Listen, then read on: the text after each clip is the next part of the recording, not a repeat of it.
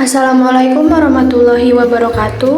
Kami dari kelompok 4 ingin mempresentasikan hasil diskusi kami yang berjudul Zat dan Perubahannya. Sebelum memasuki materi, di sini saya ingin memperkenalkan anggota kelompok saya yang beranggotakan Syifa Rizky, Reisa Dwi, dan Nazma Aulia. Memahami zat dan perubahannya. Pengertian dari zat dan perubahannya. Zat adalah sesuatu yang ada dan terus ada meskipun kondisi dan sifatnya berubah. Zat terdiri dari dua jenis, yaitu zat tunggal atau unsur dan senyawa, serta campuran. Perubahan wujud zat dapat terjadi karena penyerapan dan pelepasan kalor. Perubahan wujud zat terjadi ketika atom atau senyawa zat tersebut mencapai titik tertentu yang biasanya dikuantitasikan dalam angka suhu. Materi zat dan perubahannya terbagi menjadi 4 bagian. Yang pertama adalah zat dan wujudnya, yang kedua sifat dan zat perubahannya, yang ketiga unsur dan senyawa sebagai zat tunggal, yang keempat campuran di sekitar kita. Materi yang pertama adalah zat dan wujudnya. Zat dan wujudnya terbagi menjadi 3 bagian. Yang pertama zat padat, yang kedua zat cair, yang ketiga zat gas. Pengertian dari zat padat. Zat padat ialah suatu zat atau benda yang mempunyai bentuk dan volume yang tetap. Adapun beberapa ciri-ciri dari zat padat. Yang pertama, memiliki bentuk yang tetap. Yang kedua, memiliki volume yang tetap. Yang ketiga, susunan partikel zat padat letaknya teratur dan berdekatan pada ikatan partikel zat padat sangat kuat. Yang keempat, tidak mengikuti bentuk tempatnya. Berikut ini ada beberapa gambar yang merupakan contoh dari zat padat. Ada batu, kelereng, kayu, dan lemari. Pengertian dari zat cair. Zat cair ialah suatu zat atau benda yang mempunyai volume yang tetap, tetapi bentuknya berubah-ubah sesuai dengan tempat dan wadahnya. Adapun beberapa ciri-ciri dari zat cair. Yang pertama, bentuknya berubah-ubah. Yang kedua, volumenya tetap. Yang ketiga, mengikuti bentuk wadahnya. Yang keempat, pada ikatan antar partikelnya lemah. Yang kelima, pada susunan partikelnya kurang teratur dan renggang. Berikut ini adalah gambar contoh dari zat cair, yaitu minyak, madu, dan air. Pengertian dari zat gas. Zat gas ialah suatu zat atau benda yang mempunyai volume dan bentuk yang selalu berubah-ubah sesuai dengan tempat atau wadahnya. Adapun beberapa ciri-ciri dari zat gas. Yang pertama, memiliki bentuk yang berubah-ubah. Yang kedua, memiliki volume yang berubah-ubah. Yang ketiga, pada susunan partikel zat padat letaknya tidak teraturan dan berjauhan. Yang keempat, pada ikatan partikel zat padat sangat lemah. Yang kelima, mengikuti bentuk dan tempatnya. Berikut ini ada beberapa gambar yang menampilkan contoh dari zat gas, yaitu balon, asap, dan gas. Lanjut ke materi yang kedua, yaitu sifat dan zat perubahannya. Sifat zat berkaitan dengan massa dan ruang yang ditepati oleh zat tersebut. Zat memiliki massa sehingga dapat ditimbang untuk mengetahui berat jenisnya. Zat juga menepati ruang sehingga selalu membutuhkan ruang keberadaannya. Sifat zat terbagi menjadi 2, yaitu sifat fisika dan sifat kimia. Pengertian sifat fisika. Sifat fisika adalah segala aspek dari suatu objek atau zat yang dapat diukur atau dipersepsikan tanpa mengubah identitasnya. Sifat fisik dapat berupa sifat intensif atau ekstensif. Sifat intensif tidak tergantung pada ukuran dan jumlah materi pada objek, sedangkan sifat ekstensif bergantung pada hal tersebut. Sebagai tambahan, suatu sifat dapat pula berupa isotropik jika nilainya tidak tergantung arah pengamatan atau anisotropik jika sebaliknya. Berikut ini adalah contoh gambar sifat fisika, yaitu sifat intensif yang terdiri dari titik didih, warna, suhu, kekilauan, dan kekerasan. Sifat ekstensif terdiri dari volume, massa, ukuran, berat, dan panjang. Pengertian sifat kimia. Sifat kimia umumnya merujuk pada sifat suatu materi pada kondisi ambien atau sekitar, yaitu pada suhu kamar, tekanan atmosfer, dan atmosfer beroksigen. Sifat ini terutama timbul pada reaksi kimia dan hanya dapat diamati dengan mengubah identitas kimiawi suatu zat. Sifat kimia dapat digunakan untuk menyusun klasifikasi kimia. Berikut ini adalah gambar contoh sifat kimia yang terdiri dari mudah berkarat, mudah membusuk, dan mudah terbakar. Apa sih perbedaan dari sifat fisika dan kimia? Sifat fisika adalah suatu materi dapat dilihat dan diukur secara langsung. Yang termasuk sifat fisika, misalnya warna, bau, kerapatan, titik leleh, titik beku, kelenturan, dan kekuatan. Sedangkan sifat kimia ialah sifat yang berhubungan dengan kemampuan sebuah zat untuk bereaksi atau berubah menjadi zat lain. Masuk ke materi yang ketiga, yaitu unsur dan senyawa sebagai zat tunggal. Unsur adalah zat tunggal yang tidak dapat diuraikan lagi menjadi zat yang lebih sederhana. Untuk mempermudah pemahaman, mari ambil contoh air seperti yang telah disinggungkan sebelumnya. Air adalah zat murni yang tersusun atas oksigen dan hidrogen. Oksigen dan hidrogen tersebut yang merupakan unsur-unsur dalam air. Adapun beberapa ciri-ciri dari unsur, yang pertama terdiri dari satu jenis atom, yang kedua tidak dapat diuraikan menjadi zat yang lebih sederhana walaupun menggunakan reaksi kimia, dan yang ketiga memiliki simbol kimia. Berikut ini ada beberapa gambar yang menampilkan contoh dari unsur, yaitu hidrogen, tembaga, dan aluminium.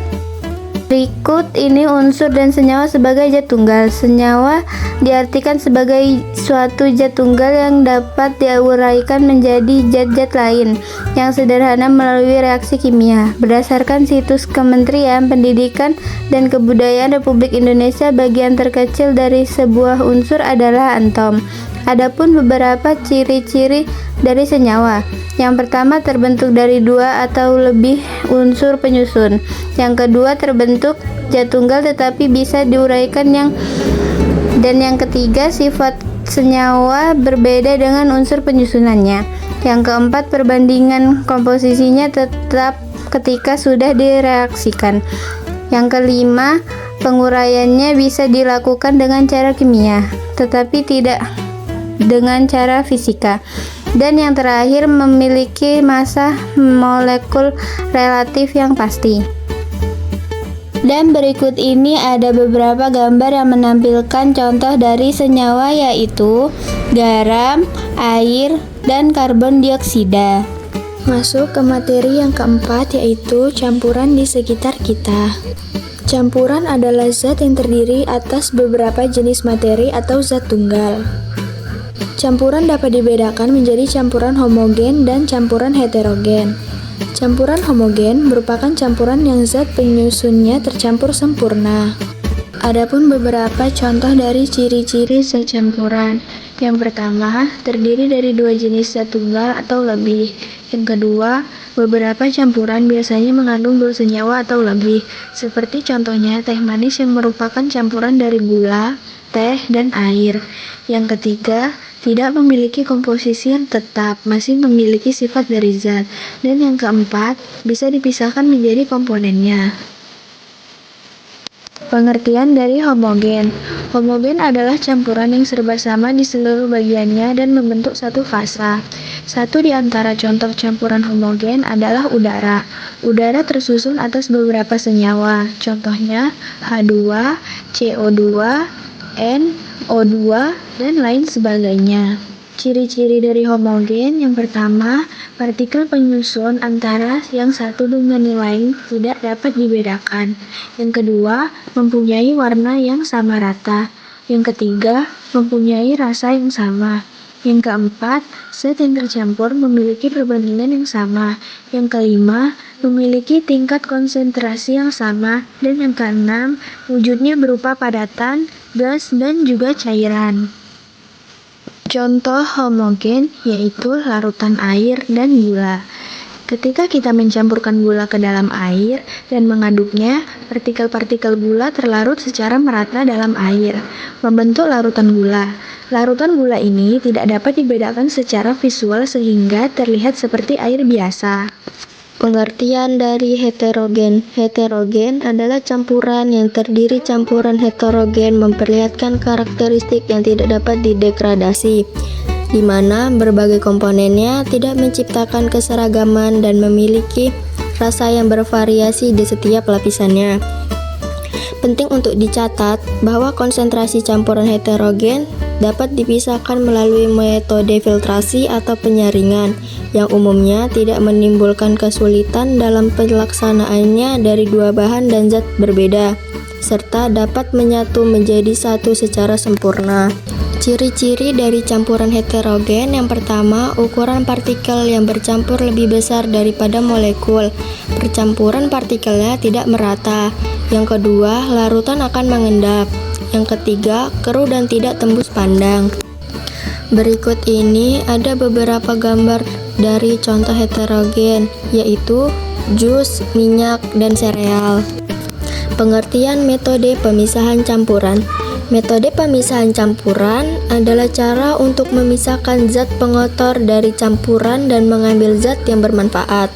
Pemisahan campuran dilakukan untuk mendapatkan bahan murni yang bebas kontaminasi dan dapat digunakan dalam berbagai aplikasi, seperti produksi obat-obatan, kosmetik, dan bahan kimia.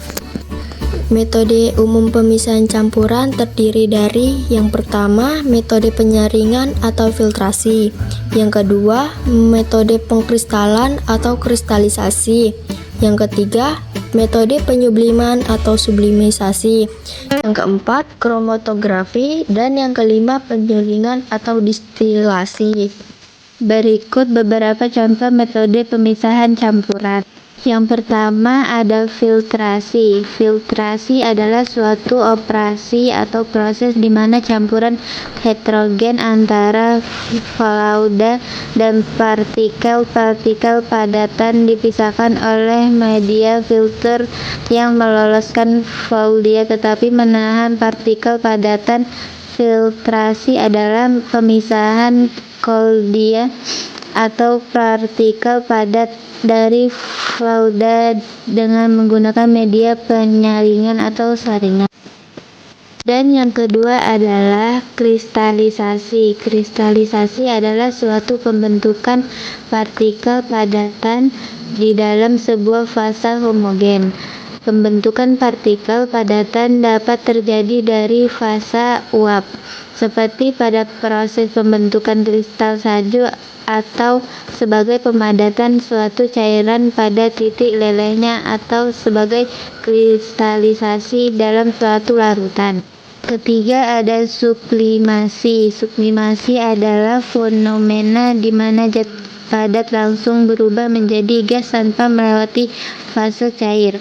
Kapur barus atau biasanya disebut natrium karbonat adalah salah satu contoh zat yang mengalami sublimasi. Yang keempat, ada kromatografi.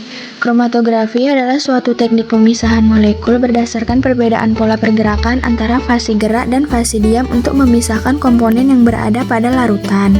Molekul yang terlarut dalam fase gerak akan melewati kolom yang merupakan fase diam. Dan yang kelima ada destilasi. Destilasi atau penyulingan adalah suatu metode buat pemisahan bahan kimia berdasarkan perbedaan kecepatan atau kemudahan menguap bahan. Dalam penyulingan, campuran zat dididihkan sehingga menguap, dan uap ini kemudian didinginkan kembali ke dalam bentuk cairan. Demikianlah beberapa hal yang bisa kami sampaikan.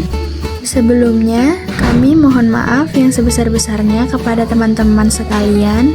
Apabila dalam penyampaian tadi mungkin ada kesalahan dari kami akhiri. Wassalamualaikum warahmatullahi wabarakatuh.